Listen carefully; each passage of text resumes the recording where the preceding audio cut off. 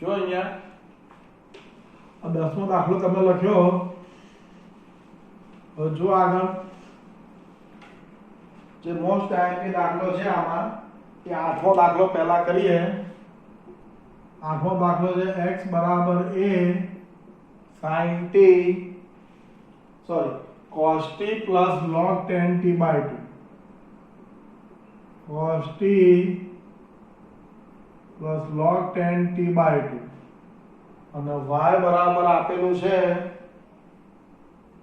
a sin t. y બરાબર આપ્યું છે a sin t. મારે dy by dx શોધવો છે. આ એક મોસ્ટ આઈએમપી દાખલો 8મો દાખલો પહેલા જોઈએ આપણે.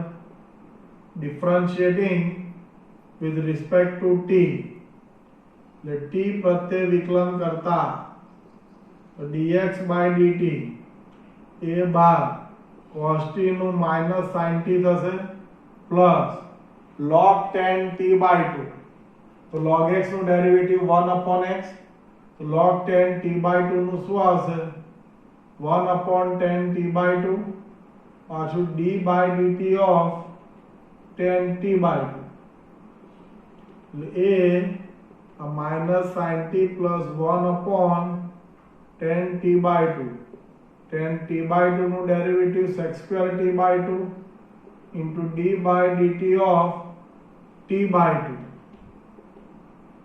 એટલે minus sin t plus 1 upon 10t by 2 આ sec square t by 2 અને પાછું આ t by 2 નું શું થઈ જશે 1 by 2 minus sin t. આ બધાને હું sin cos માં ફેરવી નાખું. 10t by 2 એટલે શું લખાય sin t by 2 upon cos t by 2 લખાય. sec square t by 2 એટલે 1 upon cos square t by 2 into 1 by 2. આ બધું એક એક cos cos cancel 1 upon 2 sin t by 2 cos t by 2 2 sin t by 2 cos t by 2 એટલે શું લખાય sin t લખાય. sin t LCM લઈ લો એટલે ઉપર શું આવશે minus sin square t plus 1 લખી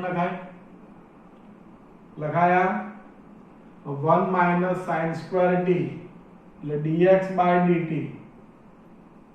a as it is 1 minus sin square t એટલે શું લખાય cos square t લખાય.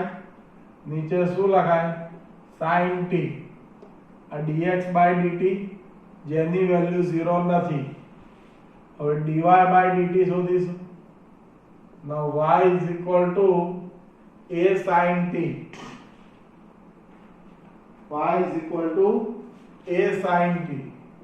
તો dy by dt a as it is અને sin t નું derivative cos t. now dy by dx dy by dt upon dx by dt dy by dt એટલે a cos t dx by dt એટલે શું લખાય a cos square t upon sin t. a cos t cancel એટલે sin t upon cos t એટલે શું લખાય tan t. એટલે dy by dx equal to tan t. આ આપણો જવાબ. અને 8મો દાખલો મોસ્ટ આઈએમપી આ ઘણી બધી વખત બોર્ડમાં બી પૂછાયેલો છે. જૂના કોર્સમાં પણ આ દાખલો હતો. બરોબર છે. હવે 7મો દાખલો કરીએ. એ 7મો દાખલો પણ આ લખી નાખજો. આખો લખાઈ ગયો આ દાખલો. હવે આગળ જુઓ 7મો દાખલો.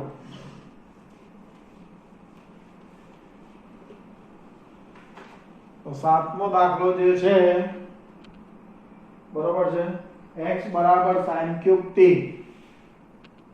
7મો દાખલો x બરાબર sin cube t upon under root of cos 2t. y બરાબર આપ્યું છે cos cube t upon under root of cos 2t.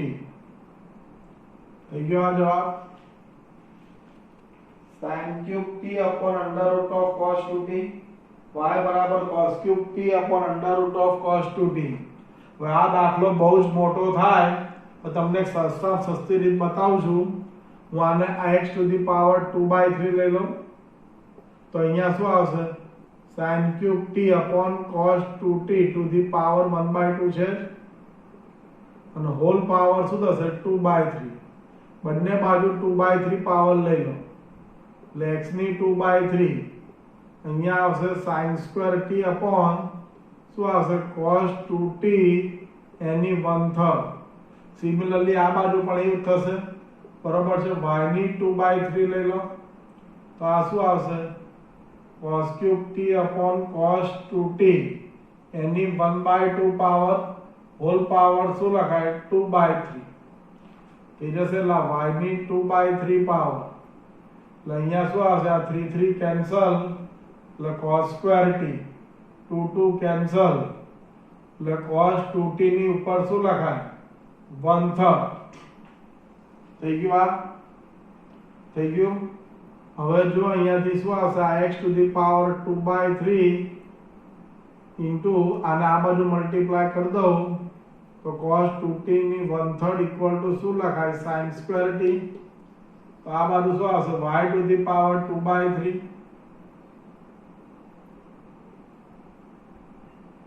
cos 2t ની 1/3 ઇઝ ઇક્વલ ટુ શું લખાય cos square t. Now sin square t plus cos square t equal to 1.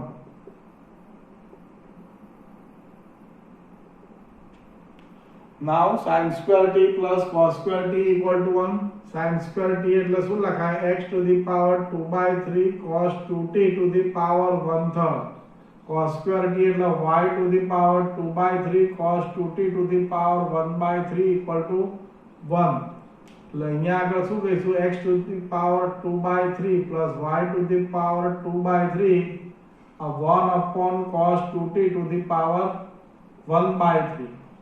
એટલે અહીંયા તમને મળશે x to the power 2/3 plus y to the power 2/3 is equal to આ 1 upon cos છે એટલે શું લખાય sec 2t to the power -1/3 લખાય બરોબર. 1 upon cos 2t એટલે sec 2t to the power આ ઉપર લઈ જઈશું એટલે શું લખાય -1/3 લખાયા. હવે ડિફરન્શિએટિંગ વિથ રિસ્પેક્ટ ટુ x એટલે x પ્રત્યે વિકલન કરતા x ની 2/3 નું વિકલન શું થશે 2/3 આ x રેઝ ટુ 2/3 -1 y ની 2/3 નું વિકલન થશે 2/3 y rays two 2/3 -1 into d by dx of y sec 2t. તો sec x નું એટલે પેલા x to the power n બરોબર ઘા વીખું તો શું થશે આ n into x to the power n minus 1 into d by dt of sec 2t. ऊपर આવશે 2/3 x to the power -1/3 plus 2/3 y to the power -1/3 into dy by dx. sec 2t to the power કેટલા હશે -4/3. sec 2t નું derivative શું થશે sec 2t into tan 2t into d by dt of 2t. થઈ ગયું. આ હજી થોડું સાદુરૂપ આપીએ. પહેલા આટલું લખી નાખો પછી આગળ હજી સાદુરૂપ આપીએ.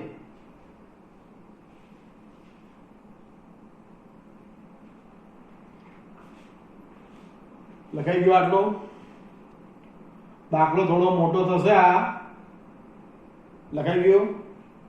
જો અહીંયા ધ્યાન રાખો અહીંયા આપણે શું કરીએ છીએ x અને y માં આખું આ ફેરવ્યું આપણે તેથી દાખલો થોડો નાનો થયો.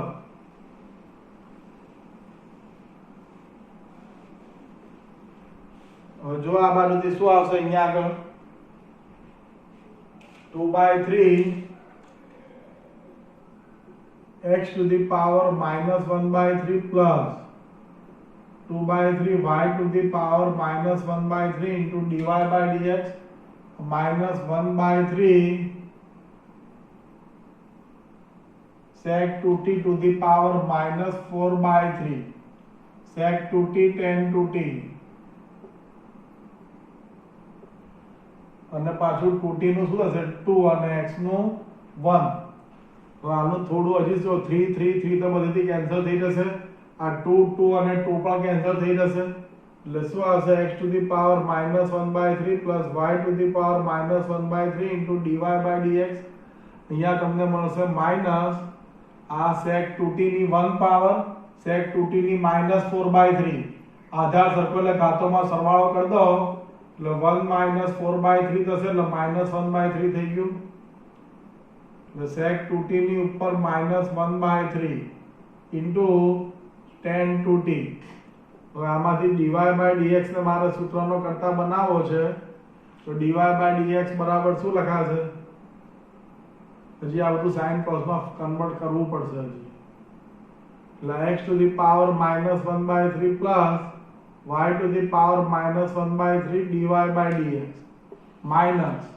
હવે આને sin cos માં કન્વર્ટ કરી દો તો અહીંયા ઉપર આવશે sin 2t જ આવશે કે tan 2t એટલે sin 2t upon cos 2t. એટલે આ sec 2t છે એટલે શું લખાય cos 2t ની 1/3 પાવર લખી નાખાય. લખાય ને 1 upon cos 2t લખી નાખો અને એની ઉપર -1/3 પાવર થશે.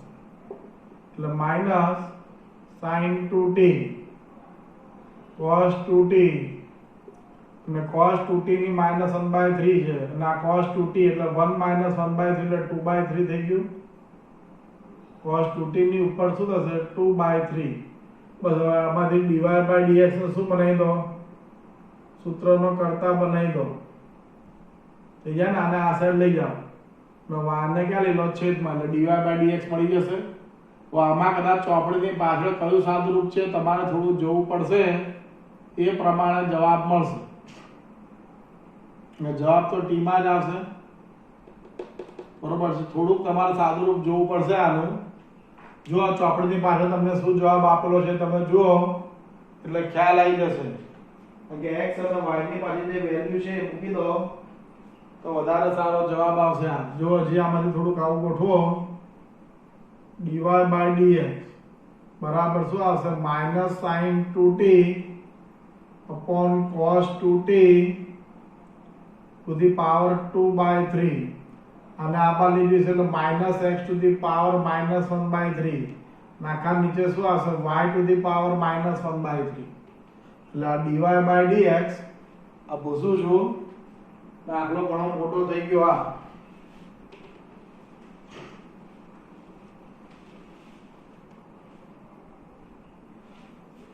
જો આ બાજુ dy by dx એટલે શું આવશે આ -sin 2t upon cos 2t to the power 2/3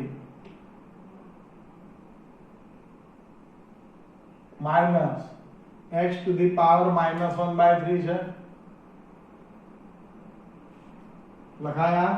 નાને ઉપર લઈ જઈશું એટલે શું લખાય y to the power 1/3 એટલે -sin 2t